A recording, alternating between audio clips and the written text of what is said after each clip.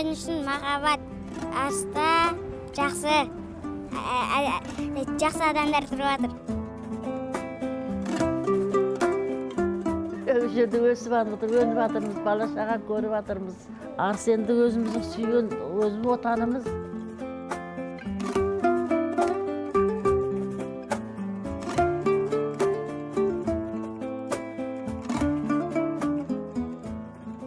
Қырық жылдан бері осы Арыс қаласында тұрып келе жатырмыз. Енді өзімізге ыстық Арысымыз. Кіндік қаның тамған жеріміз Арысымызды қимайды екенбіз. Ауа райы көріп тұрсыздар, жел болса да біз үшін әдемі.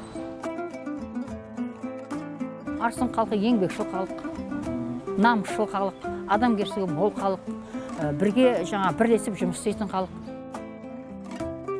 Арыстың суын ішпесек ішіміз ауырады дейтін сол сияқты суын ішіп, топырағын, несін басып, алмасын жұтып тұрмасақ, іздейміз, сағынамыз. Шәмші Қалдаяқ ағамыз Арыс Жағасында жүріп шығарған өлең, ол өлең біз үшін өте керемет, бұрын хит болған.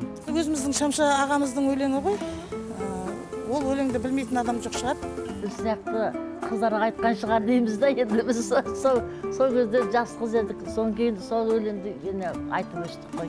Арыстың әрине өзені бар, керемет таусылмас, сарқыламас суы бар. Әркімнің туған жері ыстық, сондықтан да Арысыма арнап шығарған. Ол деген мен үшін үлкен бақыт деп ойлаймын. Мен сырдың қызымын. Ол кісі маған айтқан дегенде есептейміз ғой енді. Бойында Арыстың, өзіңмен Арыстың Өзіңмен Арыстым, бойында таныстым.